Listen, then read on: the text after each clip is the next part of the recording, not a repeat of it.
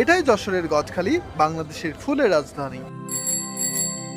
শীতের সকালের কুয়াশা পেরিয়ে যশোরের গদখালিতে জমে উঠেছে ফুলের বাজার। মিষ্টি গন্ধে ভরে আছে চারপাশের বাতাস। চারিদিকে রং বেরঙের গোলাপে ভরে উঠেছে পুরো এলাকা। বাজার জুড়ে হাসি, কোলাহল আর রঙের উৎসব। ভোর থেকেই কৃষকরা সাইকেলে করে আনছেন তাদের যত্নে ফলানো রঙিন ফুল।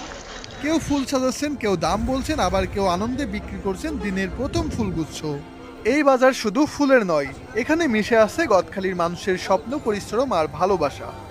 যশোর জেলার গদখালি বাংলাদেশের ফুলের গ্রাম নামে খ্যাত, যেখানে শেরালি সর্দারি প্রথম শুরু করেন বাণিজ্যিকভাবে ফুলের চাষ।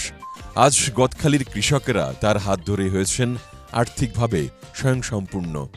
পিছিয়ে নেই এখানকার নতুন প্রজন্মও। ইন্টারনেট সেবাকে কাজে লাগিয়ে পৌঁছে দিচ্ছেন গদখালির ফুল বাংলাদেশের সকল প্রান্তে। এভাবেই দেশের ফাস্টেস্ট 4G নেটওয়ার্কে এগিয়ে যাচ্ছে দেশ, আর এগিয়ে যাচ্ছে দেশের অনলাইন বিজনেস।